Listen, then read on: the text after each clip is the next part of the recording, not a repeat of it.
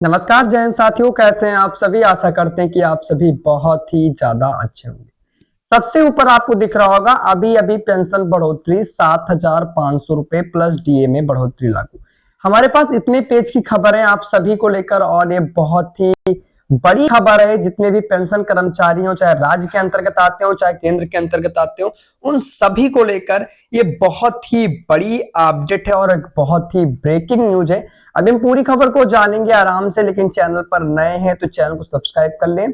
और आपकी पेंशन संभावता जता रही है 7,500 रुपए प्लस डीए में बढ़ोतरी की जाएगी उसको अलग से, यानी कि पहले डीए में बढ़ोतरी होगी और इसके साथ साथ आपकी जो बढ़ोतरी है 7,500 रुपए की अनुमान लगाई जा रही है और इसके साथ साथ डीए में भी बढ़ोतरी होगी। तो भाई चैनल पर नए हो तो चैनल को सब्सक्राइब कर लीजिएगा, वीडियो को लाइक कर लीजिएगा, कमेंट बॉक्स में आप भी अपनी राय बताइएगा और आप वीडियो को कहां से देख रहे हैं कमेंट बॉक्स में ये भी बताइएगा। चलिए यहाँ पर आप खबर को शुरू करते हैं।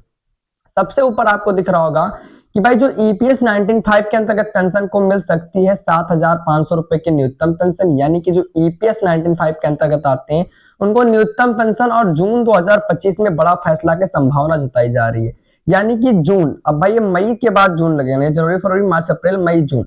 अब ईपीएस 19(5) पेंशन के बारे में पहले आपको बता दें कि देश भर के करोड़ों ईपीएस 19(5) के खबर राहत भरी हो सकती है। वर्षों से न्यूनतम पेंशन की बढ़ोतरी की मांग कर रहे पेंशन भोगियों के लिए जून 2025 एक ऐतिहासिक महीना बन सकता है।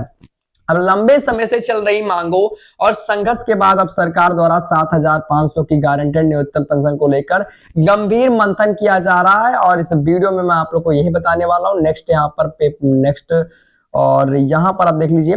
तो पहले आपको बता दें कि ईपीएस 19(5) योजना यानी कि कर्मचारी पेंशन योजना 1995 सरकार यानी कि 1995 द्वारा शुरू की गई थी और यह एक सामाजिक सुरक्षा योजना है जो कि संगठित क्षेत्र में काम करने वाले कर्मचारियों को रिटायरमेंट के बाद नियमित मासिक पेंशन देने के उद्देश्य से बनाई गई थी। यह योजना ईपीएफओ कर्मचारी भविष्य निधि संगठन के अंतर्गत आती है। इसका लाभ वही सरकारी कर्मचारी उठा सकते हैं जिन्होंने कम से कम 10 साल तक की सेवा की हो, जिनकी सैलरी नियमित रूप से ईपीएस में योगदान हुआ।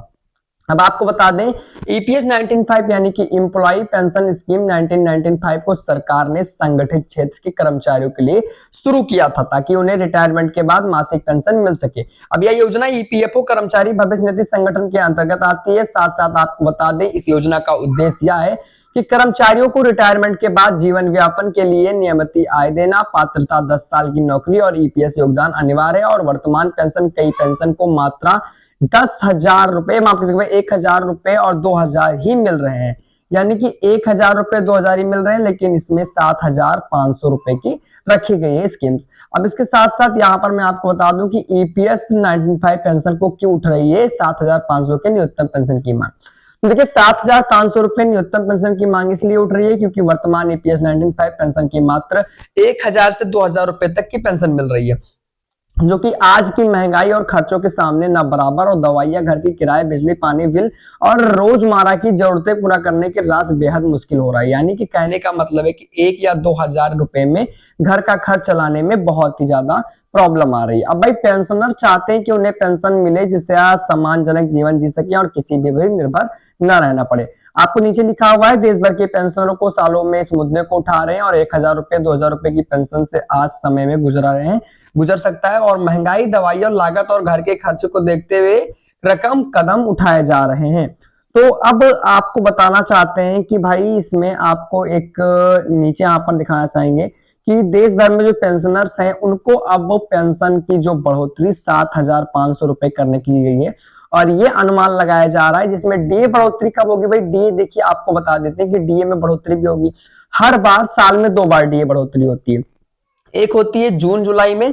तो भाई जून यानी कि जून का महीना मई के बाद आएगा, तो एक तो जून और जुलाई में होती है, तो पहला तो जून जुलाई में होगी आपकी डीए की बढ़ोतरी, और आशा यह लगाई जा रही है कि जून जुलाई में 2 या 3% डीए की बढ़ोतरी की जा सकती है, क्योंकि भाई हमेशा 2 या 3% की जाती है। 2 बार डीए बढ़ोतरी होती है, एक दिवाली के समय में होती है और इधर एक जून जुलाई के समय में होती है। तो अब की बार जो डीए में बढ़ोतरी की जाएगी उसके अंतर्गत आपको अच्छा लाभ मिलेगा और 7,500 रुपए की संभावना चिकित्सा सुविधा प्रस्तावित की जाएगी और भी कई सारी सुविधाएं आपको मिलेंगी इसके अंतर्गत। और एक आशा ये लगी हुई है कि ये महीने के बाद मई यानी कि जून आप लोगों के लिए बहुत ही लाभदायक साबित होने वाला है। बाकी देखते हैं कि क्या होता है। तो जानकारी यही थी और ये खबर अभी मेरे पास आई थी कुछ ही देर पहले कि जून की आशा आप लोग को लगाई जा रही है कि जून में आप लोग को 7,500 रुपए मिलने का एक बहुत ही बड़ा आशा लगाई जा रही है। तो जून 2050 2000 माफ कीजिएगा जून 2025 एक ऐतिहासिक महीना आप लोग के लिए हो सकता है और बन सकता है।